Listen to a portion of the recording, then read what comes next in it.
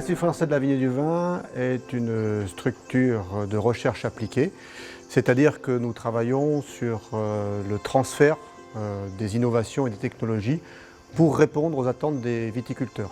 La viticulture française est une viticulture très traditionnelle, ancrée dans ses territoires, ce qui fait qu'il est très compliqué de donner une image précise et unique de la viticulture française. On a à la fois une diversité en termes de plantation, de mode de conduite, et une diversité également en termes de transformation des raisins. Ce qui fait qu'on travaille vraiment à une adaptation régionale des pratiques et des systèmes. Il n'est pas possible et très difficile de disposer d'une méthode qui va être valable pour l'ensemble de la viticulture française. C'est toute la complexité de notre travail, mais également toute sa richesse, puisqu'on a cette forte variabilité à prendre en compte dans nos travaux. Le mildiou est une des principales maladies fongiques en France, plus importante que l'oïdium, de par les dégâts qu'elle peut créer. Quand on a une contamination mildiou, en l'espace de quelques semaines, on peut avoir une destruction totale de la récolte. Donc le mildiou est la maladie la plus importante au vignoble français. En termes de programme, on peut résumer grosso modo l'approche française en 3 stades. La période avant la floraison et la période après la floraison. Avant floraison, on démarre souvent une protection à base de produits de contact. Durant la période de floraison, par contre, qui est la période de la plus grande sensibilité de la grappe, et où il faut vraiment être très vigilant, on applique des produits dits pénétrants ou systémiques qui vont être beaucoup plus performants et assurer une meilleure protection de ce stade très crucial au niveau de la maintien de la récolte et de son intégrité. Et puis dernière période, c'est l'aspect post-floraison que j'indiquais, qui va plutôt être sur des traitements traditionnellement utilisés avec des produits à base de cuivre pour terminer la saison sur cette phase juste avant la fermeture de grappe et le début de la maturation.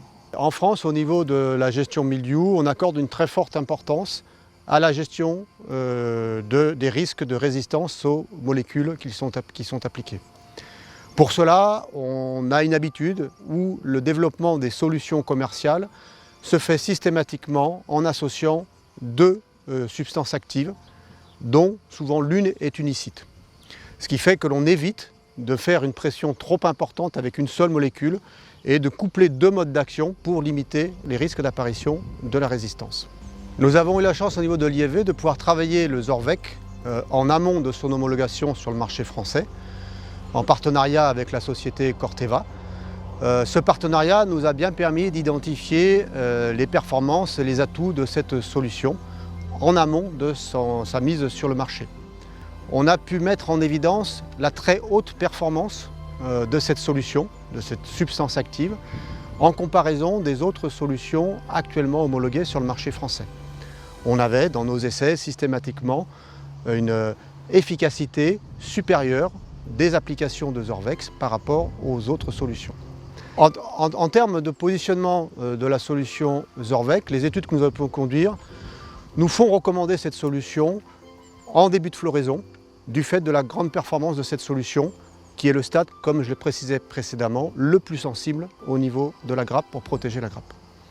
Compte tenu du mode d'action de cette substance, il apparaît impératif d'appliquer la solution en préventif strict avant toute apparition des premiers symptômes. La recommandation de positionnement de Zorvec est un positionnement en tout début de floraison, au stade le plus sensible, où il faut absolument avoir une parfaite protection de la grappe.